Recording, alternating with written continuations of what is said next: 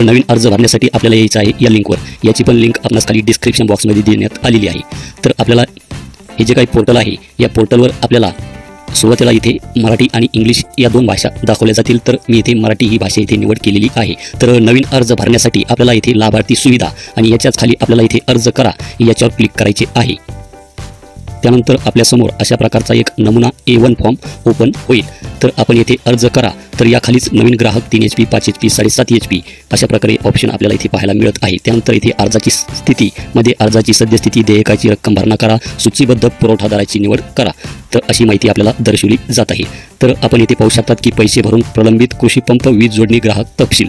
जर आपण याच्यावर जर क्लिक केलं तर अर्जदाराने या अगोदर महावितरणच्या पारंपरिक पद्धतीने शेतीकरता वीज पुरवठा मिळण्यासाठी पैशाचा भरणा केलेला असेल व वीज जोडणी अद्यापही प्रलंबित असेल त्या ठिकाणी पारेषण विरहित सौर कृषी पंपाकरता खालीलप्रमाणे माहिती भरण्यात यावी असे सांगितले जात आहे। जर आपण पैसे भरून प्रलंबित ग्राहक असाल तर आपल्याला या बॉक्समध्ये टिक करून आपल्याला इथे आपला जो काही ग्राहक क्रमांक असेल कोटेशनप्रमाणे तो नमूद करून आपल्याला ही जी काही माहिती आहे ही माहिती भरून घ्यायची आहे। त्यानंतर आपल्याला इथे अर्जदाराचे वैयक्तिक आणि जमिनीचा तपशील यामध्ये भरून घ्यायचा आहे। तर आपल्याला इथे सुरुवातीला आधार कार्ड क्रमांक टाकायचा आहे। त्यानंतर इथे योजनेचे नाव मागेल त्याला सौर कृषी पंप हे इथे सिलेक्ट राहील। त्यानंतर आपला जिल्हा निवडायचा आहे, तालुका निवडायचा आहे, त्यानंतर गावाचे नाव निवडायचे आहे। त्यानंतर आपल्याला आपला इथे गट नंबर हा टाकायचा आहे।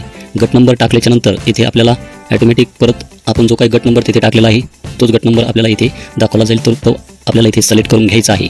त्यानंतर शेतीचा प्रकार आपल्याला यामध्ये निवडून घ्यायचा आहे। स्वतःची असेल तर सेल्फ करा, शेअर्ड म्हणजे भाड्याने असेल तर शेअर्ड हे ऑप्शन निवडू शकतात। तर सेल्फ हे ऑप्शन मी इथे निवडलेले आहे।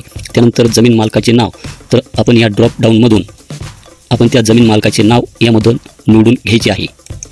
जमीन मालकाचे नाव निवडल्याच्या नंतर ऑटोमॅटिक येथे क्षेत्र हे येऊन जाईल। त्यानंतर आपल्याला इथे अर्जदाराचे नाव टाकायचे आहे। त्यानंतर वडिलांचे किंवा पतीचे नाव या बॉक्समध्ये टाकायचे आहे। त्यानंतर अर्जदाराचे आडनाव आपल्याला याच्यात टाकायचे आहे। त्यानंतर आपल्याला आपले लिंग निवडायचे आहे, मेल फिमेल जे असेल ते आपण निवडून घ्या।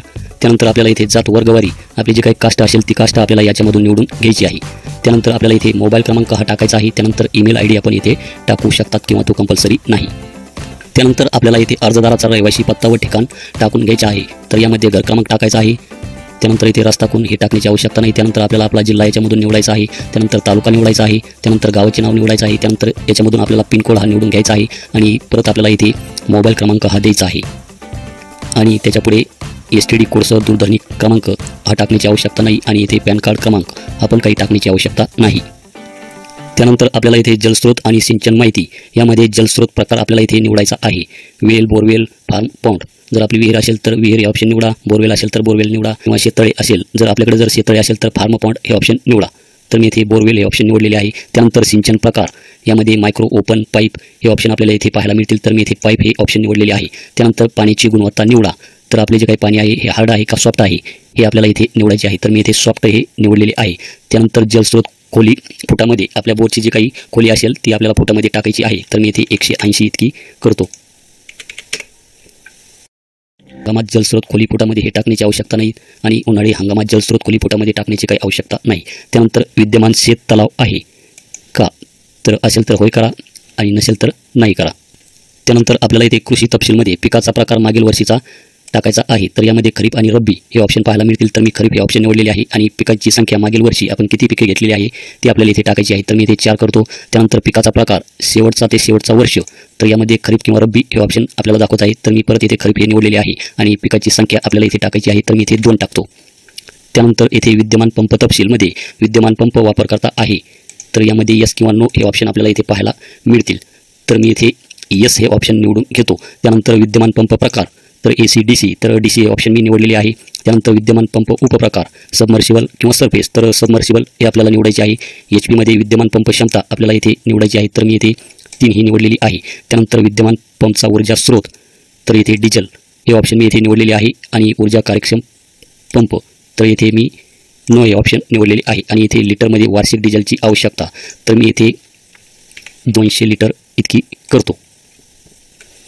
त्यानंतर येथे आवश्यक पंप प्रकार, तर यामध्ये DC हे ऑप्शन इथे निवडायचे आहे आणि तेच ऑप्शन इथे निवडले जात आहे। त्यानंतर आवश्यक पंप उपप्रकार सबमर्सिबल आणि सरफेस, तर सबमर्सिबल मी हे ऑप्शन इथे निवडून घेतो। आपल्या सोयीनुसार आपण इथे ऑप्शन निवडून घ्या।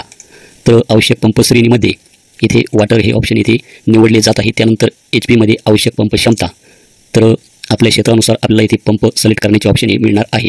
तर या शेतकऱ्याची जमीन ही 1 हेक्टर आहे, तर इथे 5 HP पंप हा इथे निवडला जात नाही, तर इथे फक्त 3 HP पंप हा निवडला जात आहे. तर मी इथे 3 HP हे सिलेक्ट करून घेतो.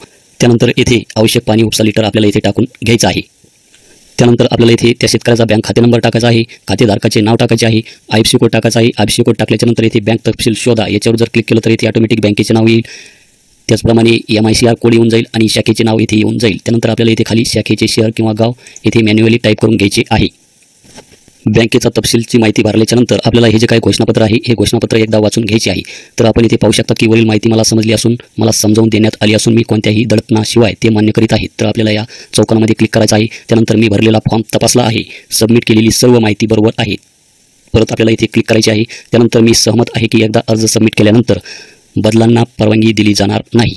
तर परत आपल्याला इथे टिकमार्क करायचे आहेत आणि आपण जो काही अर्ज आहे हा अर्ज व्यवस्थितपणे भरून घ्यायचा आहे, कारण की एकदा अर्ज सबमिट झाला तर आपल्याला त्यामध्ये बदल करता येणार नाही. तशा प्रकारचे घोषणापत्र आपल्याकडून इथे भरून घेतले जात आहे. त्यानंतर आपल्याला इथे कागदपत्रे अपलोड करा.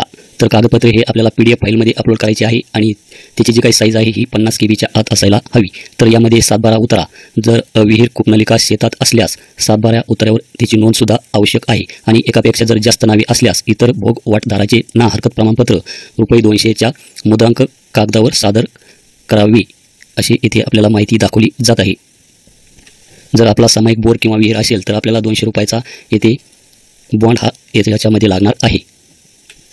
तर चूज फाईलवर क्लिक करून आपल्याला इथे ही जी काही कागदपत्रे आहे ही कागदपत्रे यामध्ये अपलोड करून घ्यायची आहे. तर सुरुवातीला येथे आपल्याला 7/12 हा इथे याच्यामध्ये ओपन करून घ्यायचा आहे. त्यानंतर आधार कार्ड आपल्याला याच्यामध्ये निवडायचे आहे. त्यानंतर बँकेचे पासबुक, त्यानंतर पासपोर्ट आकाराचा छायाचित्र. तर चूज फाईलवर क्लिक करून मी याच्यामध्ये कागदपत्रे घेतलेली आहे आणि त्याच्यासमोर आपल्याला इथे अपलोड नावाचे ऑप्शन दिसेल. तर आपल्याला इथे अपलोड करायचे आहे आणि खाली इथे your files has been uploaded अशा प्रकारे माहिती इथे दाखवली जाईल. तर सर्व कागदपत्रे आपल्याला इथे अपलोड करायची आहेत. तर सर्व कागदपत्रे मी इथे अपलोड केलेली आहे. तर खाली आपण इथे पाहू शकतात की इतर कागदपत्रे जर लागू असल्यास तर यामध्ये पाणी प्रभावित क्षेत्र असल्यास संबंधित खात्याचा ना हरकत दाखला, तर आपल्याला इथे तो अपलोड करायचा आहे. आणि इथे शेतजमीन किंवा विहीर पाण्याचा पंप जर सामायिक असेल तर आपल्याला इथे भागीदाराचे ना हरकत प्रतिज्ञापत्र याच्यामध्ये अपलोड करायचे आहेत. आणि अनुसूचित जाती जमातीचे जर प्रमाणपत्र आपल्याकडे असेल तर आपण यामध्ये ते कागदपत्रे अपलोड करून घ्यायची आहे.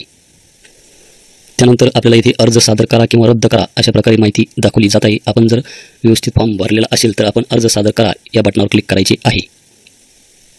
त्यानंतर पुष्ट रिफ्रेश करू नका किंवा कीबोर्डचे F5 बटन दाबू नका अशी माहिती आपल्याला दाखवली जात आहे. तर आपल्याला हे जे काही पेज आहे हे रिफ्रेश करायचे नाही आणि F5 जे बटन आहे आपले कीबोर्डचे हे आपल्याला दाबायचे नाही.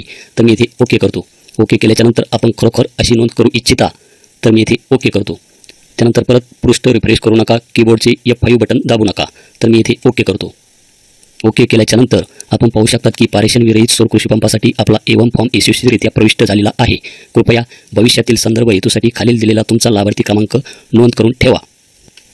तर आपल्याला इथे लाभार्थी क्रमांक, लाभार्थीचे नाव, आधार कार्ड क्रमांक, भ्रमणध्वनी क्रमांक, अर्ज दिनांक अशा प्रकारची एक पोच पावती आपल्याला इथे मिळेल. तर इथे प्रिंट करा या बटनावर क्लिक करून आपण त्याची प्रिंट काढून घेऊ शकता आणि आपल्या अर्जाचे स्टेटस आपण याच पोर्टलवर देखील चेक करू शकता.